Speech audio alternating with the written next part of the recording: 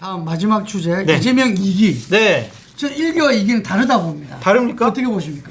저는 같다고 봅니다. 아, 같다고 봅니다. 네. 아. 어쨌든 1급 체제 당을 더 장악하려고 할 거고 당내 민주주의는 없어지고 사라질 것이다. 아니 당은 다 장악돼 있는데 뭘 또 더 장악? 더 장악할 것 같아요. 더 그래요? 완전히. 예. 90%인데 100% 갈라나? 예, 한치의 틈도 보이지 않겠다. 한치의 틈도. 그런 강박관념과 내가 틈과 흠을 보이면 나는 끌려 내려올 수 있어 라고 피의식이 있는 것 같아요. 왜냐하면 사법 리스크가 없으면은 그냥 지금 1급 체제 완성됐으니까 그대로 쭉 갈 수가 있을 텐데 10월 달에 만약에 위정교사에서 집행유예 나와봐요. 선거법하고 위정교사하고. 거기서 막 흔들어댈 거 아니에요. 그러고 막 대장동, 백현동 우리도 예측 한번 해볼게요. 네. 재밌게. 네. 공직선거법 얼마 떨어질 것 같아? 80만 원. 1심에서? 네. 나는 300. 300이요? 네. 그럼 2심에서 80 떨어져. 저는 그냥 1심부터 80 나오기는 좀 그럴걸? 저는 야당 대표를 국감 앞두고 재판부가 이렇게 뭐 오케이. 그럼 1차적인 그건 저는 그건 100만 원 이하를 때릴 거라고. 그다음 위정교사. 집행유예. 집행은 뭐 집행유예 얼마예요, 얼마? 집행유예? 그거는 정확히는 잘 모르겠는데 아는 법조인들이 다 그러더라고요. 이거는 그냥 거의 90% 이상 집행유예 나올 거라고. 집행유예는 나중에 확정되면 아웃입니다. 아웃이죠. 그게. 그러니까 저는 그것이 현실화가 되면은 막 그걸 가지고 흔들어댈 거란 말이에요. 진영 내에서 그런 틈도 보이지 않아야 되겠다. 더 장악해야 되겠다. 전 그렇게 자, 생각해요. 100% 장악한다고 그게 안 흔들어질까요? 안 되죠, 그러니까 대표님. 안 되죠. 그럼요. 왜냐하면은 1심에서 유죄의 형이 선고되면은 흔드는 거는 당연하겠죠. 왜냐?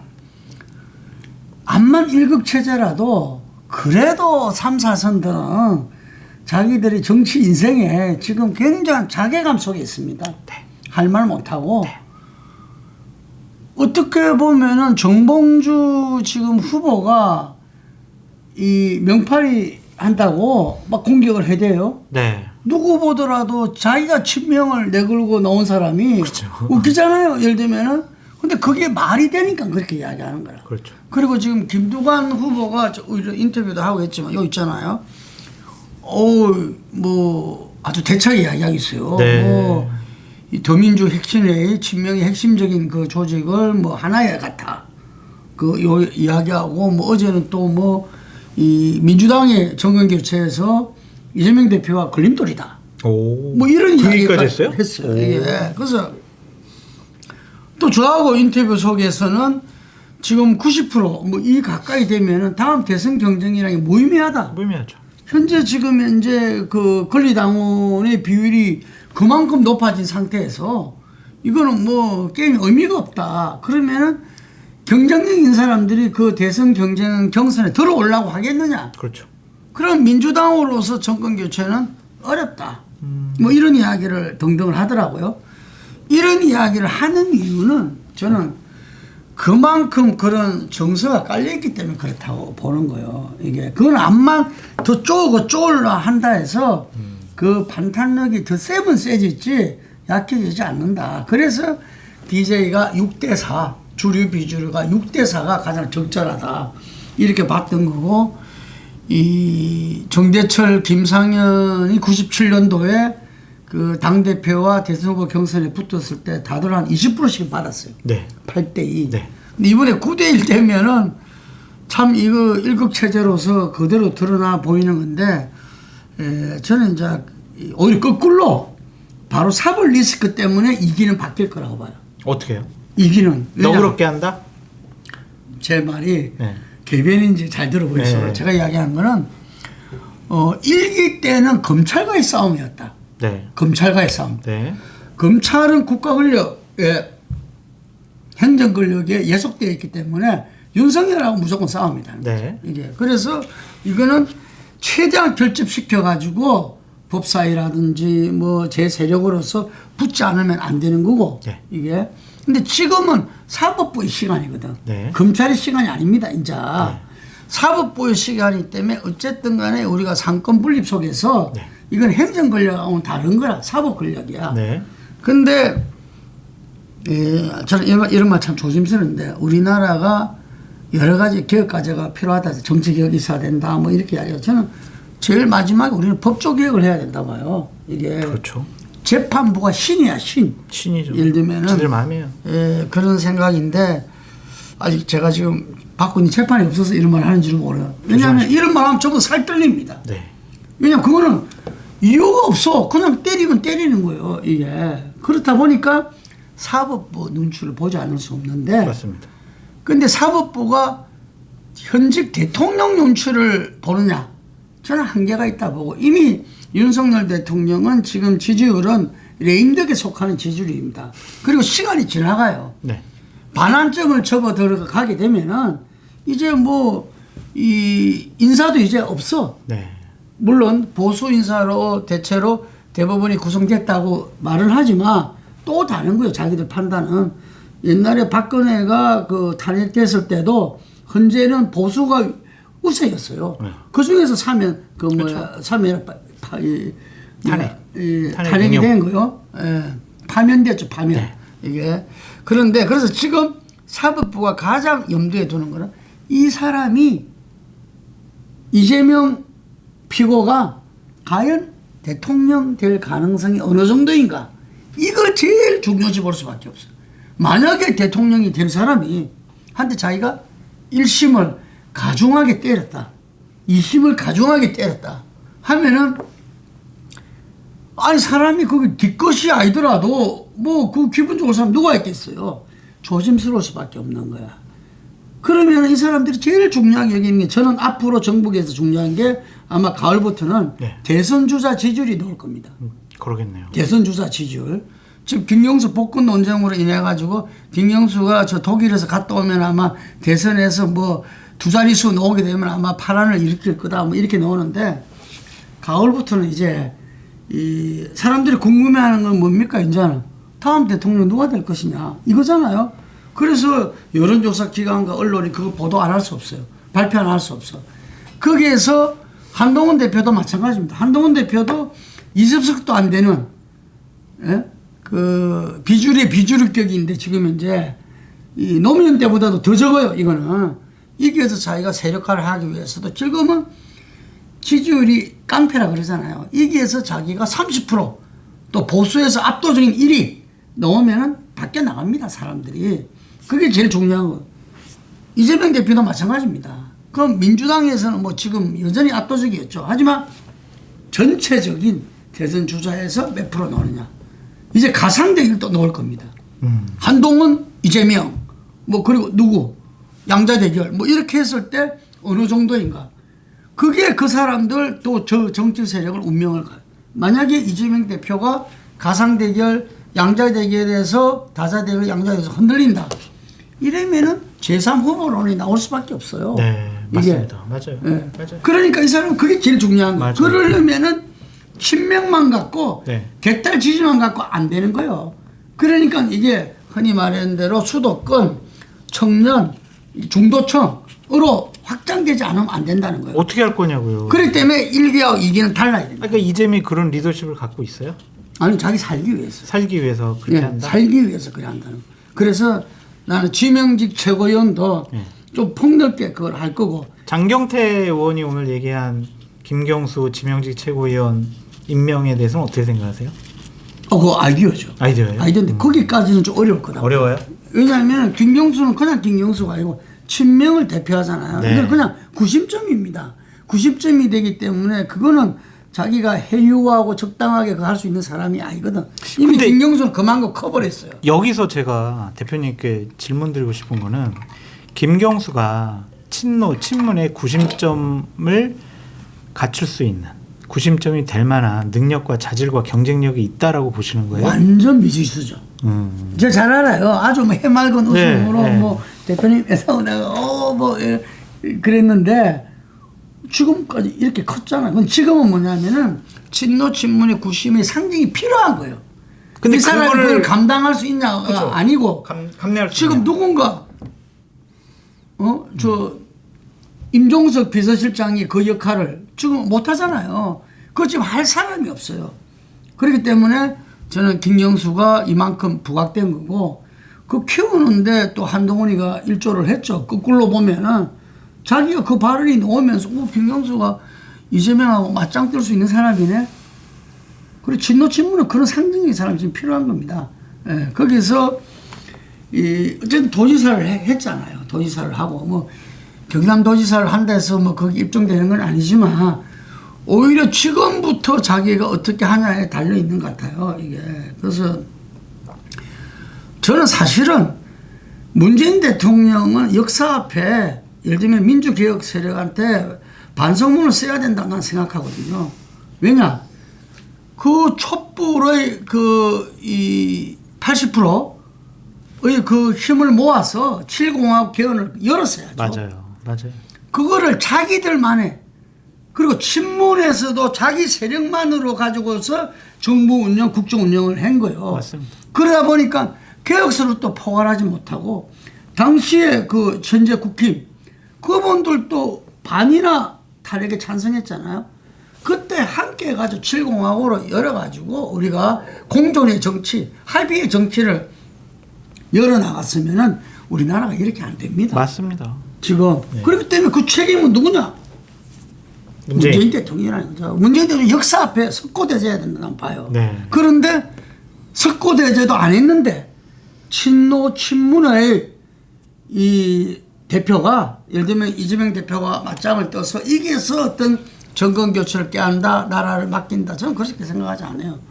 나 그거부터 우선돼야 된다. 네. 뭐 어느 언론에서는 전부 다 김경수 전 지사 보고 친노 친문 노무현 문재인을 뛰어넘어라 이러는데 뛰어넘는 게 아니고 자기도 거기에서 역할을 했으면 오히려 그걸 이끌어내야 된다.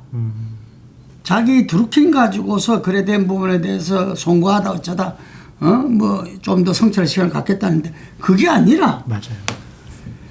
정권을 정권이 그냥 빼앗긴 게 아니거든. 탄핵에 초등학교 중학생까지 나와서 우리가 그래 이야기했던 부분들을 가지고서 우리 역사를 바꿨어야 되는데 그거를 못하고 나중에 이 문재인 대통령이 혼자 개헌 내놨잖아요. 그건 뭐야? 예를 들어서 그래서 저는 그 부분에 대해서 김경수가 전진사가 정말 이 지도자가 되려면은 그 부분을 짚어낼 줄 알아야 된다. 반성문부터 써라 그 얘기네요. 설득을 해야죠. 문재인 대통령을. 네. 자기만 반성수는 아무 의미가 없고 자기는 그때 뭐 했는데 아무것도 아니요. 아무것도 아니기 때문에 문재인 대통령이 아니 우리 노무현 대통령 반성문 쓰고 던진 거 아닙니까? 반성문 썼잖아요. 그 참모들 보고 정치하지 마라 그랬잖아요. 열심히 한다고 했는데 아무것도 이룬 게 없다. 너는 정치하지 마라. 이야기했지 않습니까? 네. 이게 그래 정치하라 할 때는 안 하더만 문재인 대통령이 노무현 대통령이 그렇게 하라 했잖아요. 수도 없이 총선 출마와 다음에 대권 했으면 그때는 그렇게 외면하고 히말라야 등정 가더만은 와가지고 이 탄핵 속에서 촛불 속에서 했잖아요. 그러면은 공적도 많아요. 대통령 중에서 공적 없는 사람이 누가 있어요? 네. 노태우 대통령도 정말 우리 남북관계 국제외교적 공적 많았고 윤석열 대통령도 찾아보면 있을 겁니다. 네. 이게 그게 중요한 게 아니라 그 절대절명의 거기서 정말 나라의 어떤 멀리는 해방, 4.19, 그 다음에 6월항쟁, 촛불을 통해서 얻은 그게 우리가 7공화국을 열어라는 준엄한 명령이었는데 그거를 안 한 거다 이거지. 안 하다 보니 나라가 지금 이 꼴로 되고 계속 극단적인 서로 아니 우리 장 소장님 또 보수지만 아니 우리가 서로 무슨 적대감이 없잖아요. 그럼 이게 입장이 다를 따름이지. 대표님 보수 아니에요? 따로 같이 전 진보입니다. 진보예요? 요즘 진보를 인정을 안 해줘서 그렇지. 이게 그러나 좀 갑갑하다는 거죠. 그래서 아까워요, 문재인 대통령이 그거를 하면은 네. 이재명 대표도 달라집니다. 어떻게 민주당을 지금 이렇게 지금 운영하려고 하냐. 말도 안 되는 이야기거든요. 거기에 이제 대표님은 기대를 거시는 거고 그렇게 변화할 가능성이 있다. 누가? 이재명 대표가 그렇게 변할 가능성이 있다. 제가 말하는 거는 문재인 대통령이 그렇게 해야 된다는 거고 이재명 대표는 그래서 그게 아니라 자기 살기 위해서 이재명 2기 체제는 2기 대표 체제는 바꿀 수밖에 없다. 바뀔 수밖에 없다. 이게 당이지 가능성이 있냐 이거죠. 지금까지 이재명 대표가 그렇게 안 살아왔는데. 안 살아온 게 아니라 똑똑한 분입니다. 제가 일찍이 알잖아요. 네. 2010년도부터 성남시장 본인이 말로는 제가 만들었다 그래요. 네. 그 정도의 관계였어요, 우리는. 그래서 나는 이걸 갖다가 큰 틀에서는 본인이 지금 감지하고 있다. 느끼고 있다. 그래서 거기 드러난 게 뭐냐면은 이번 시당위원장 선거에서도 드러났고 또 정봉주가 아니라 김민석 이게 더 난 드러났다고 봐요. 네. 이게 이 제2의 정청년은 곤란하다. 네. 그게 지금 김민석으로 가는 거거든. 그래도 김민석 의원은 뭔가 이 하나의 좀 극단적인 그 부분에서 지향해서 그런 또 어려움도 많이 겪고 그렇기 때문에 좀 다르잖아 이게.